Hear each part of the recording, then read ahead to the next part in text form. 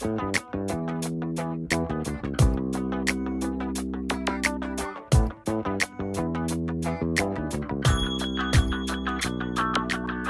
un comparativo de los 4 países escandinavos, México y el promedio de la OCDE. Entonces, si vemos, hoy en día el promedio de la OCDE para la tasa máxima de ISR personal está en 35, México es 30, Dinamarca es 44, 47, Suecia es 50. Lo interesante es la tasa máxima de ISR empresarial. Es bastante más baja en los países escandinavos, incluso que en México, y está muy alineada con el promedio de la OCDE.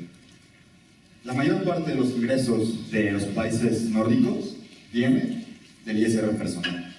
Por ejemplo, en Dinamarca, 25% del PIB se recauda por medio de ISR personal y solamente 2.74% por los impuestos corporativos. ¿Cuál es la razón de esto? Las reformas fomentaron el crecimiento económico y el desarrollo social. ¿Cómo? Crecimiento económico, porque había tasas impositivas que fomentaban la actividad económica. Eso quiere decir que no había tasas gigantescas que no le permitían a una empresa invertir. Pero también había recursos para financiar un estado de bienestar. A finales de los 80, que disminuyó muchísimo la formación bruta de capital fijo. Esto es básicamente una aproximación a cuánto invierte un país. Cuánto se está invirtiendo por trabajador. Cayó. Entonces, en estos años, hay un pico dramático en estos 3 países porque fue el año de la reforma. Y a partir de ese año empezó a aumentar muchísimo cuánto se está invirtiendo por cada trabajador en los países escandinavos. Entonces, impacto. Y bueno, no solamente fue la reforma fiscal, claramente, también los noruegos tenían unas instituciones, como dice Edna muy bien, que garantizaban que ese dinero que entraba se utilizara para un gasto eficiente y redistributivo. Entonces había mucha transparencia. Finlandia, bueno, los países escandinavos siempre han estado en los primeros lugares en cuanto a transparencia y percepción de corrupción. Bueno, en México no tenemos que esperar a ser Noruega para realizar estos cambios. Eso es, digo, siempre lo que decimos, no somos Noruega. Bueno, sí, no somos Noruega, estoy de acuerdo. Pero incluso cuando nos comparamos con América Latina, nos va mal. Esto es la productividad del IVA, y del ISR y de personas morales. La productividad del IVA lo que te dice es cuánto recaudas como porcentaje del PIB por cada tasa de impuesto que tienes. Esto es una medida bastante adecuada para saber qué tan eficiente estás siendo con tu tasa. La productividad del IVA en México es bajísima si lo comparas con América Latina para cualquiera de los 3 tipos de IVA. ¿Qué tenemos que lograr? Bueno, esto es el semáforo de México, ¿cómo vamos? Hay 3 cosas que queremos lograr, o que necesitamos lograr para realmente empezar a garantizar un desarrollo económico y un bienestar social. Un crecimiento de 6-7% de Producto Interno Bruto, empleos formales, importante la palabra formales, de 1.2 a 1.5 millones. En el año pasado se crearon 513,000, menos de la mitad. Y una inflación anual de 3%, más o menos 1%, eso lo cumplimos bien. Pero ninguno de nosotros dos, digo, el último dato de crecimiento fue bajísimo para México.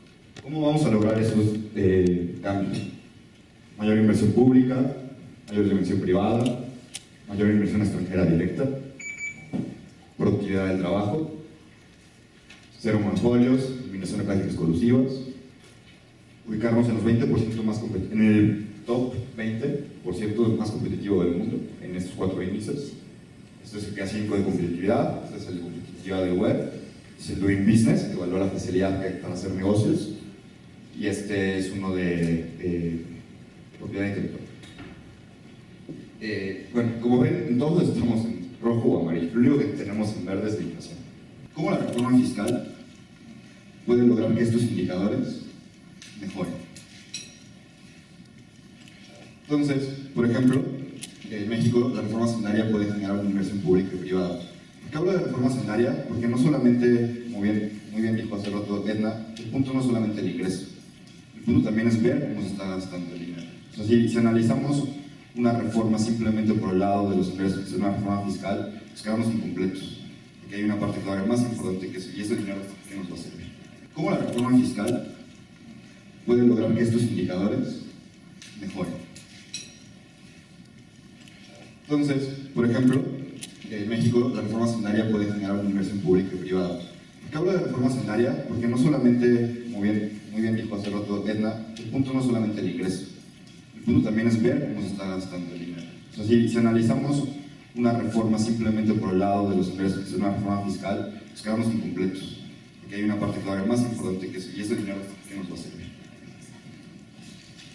Una posible explicación de la baja inversión es que, pública, es que México solo recauda 8.5% de su PIB, contra el 33% de la OCDE. ¿Cómo hacerle para que podamos recaudar más y así invertir más? Dos lados. Uno, aumentemos la base de contribuyentes. Impuestos finalizados al consumo, una campaña de empadronamiento, todos con un RFC, lo que quieres a todos dar un RFC, pero también hoy en día no existe un padrón homologado para gente que reciba subsidios. Entonces, probablemente le podemos estar dando subsidios a gente que está en el sector informal, y probablemente son los que más lo necesitan, ¿estoy de acuerdo? Pues si les diéramos un RFC, por lo menos podríamos monitorearlos. En México la reforma sanitaria también puede ayudar a crear empleos. Y hay muchas maneras en que los puedo hacer, pero yo quiero hablar de uno que me parece particularmente grave, que es lo complicado que es pagar impuestos. El reporte de Doing Business nos pone en el lugar 107 de 185 países en el pago de impuestos.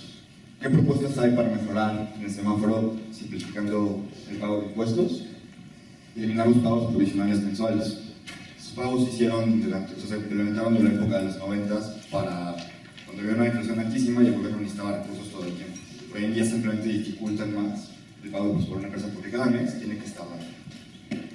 Y eliminar el IETU y poner un tipo de impuesto de control más alienado con el ISR. Productividad. En la reforma fiscal, el sistema fiscal mexicano también tiene cierto grado de culpa en la baja productividad del país. Nuestro país tiene una productividad bajísima. En los últimos 10 años, de hecho, la productividad total de los factores decreció en menos 0.38%. ¿Por qué el sistema fiscal tiene grado de culpa o grado de responsabilidad en esto? Bueno, porque genera incentivos perversos para la informalidad. ¿Cómo lo hace? Hay dos caminos hoy en día para acceder a servicios de salud en México.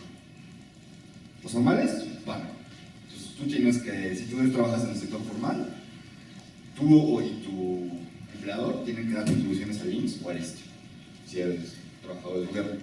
Si informales no pagan, tienen seguro popular sin costo alguno. Ahora, ¿qué genera esto? ¿Cuál es el problema? Bueno, Levy en 2002 hizo un estudio en el que encontró que hay un sobrecosto del 4% por ser formal, dado las contribuciones a la seguridad social. Eso es un problema gigantesco. ¿Qué podría solucionar esto? Un sistema de seguridad social universal. Aquí hay una gráfica de Chile contra México. Entonces, lo que analizamos es cómo está estructurada la curva de pago de ISR en términos de número de veces el salario promedio nacional. Bueno, si ven, se ve claramente que en México está súper abultada, en Chile está mucho más suavizado. Entonces aquí la idea es, hay que suavizar más esa curva y hay que hacer que, no sé, aquí en Chile, por ejemplo, la curva más alta, la tasa más alta la pagan los que ganan 17 veces el salario promedio nacional. En México son los que ganan 7 veces el salario promedio nacional. No estamos logrando un sistema realmente progresivo. O sea, es progresivo porque los que más ganan, que pagan más en porcentaje, pero no está suavizado.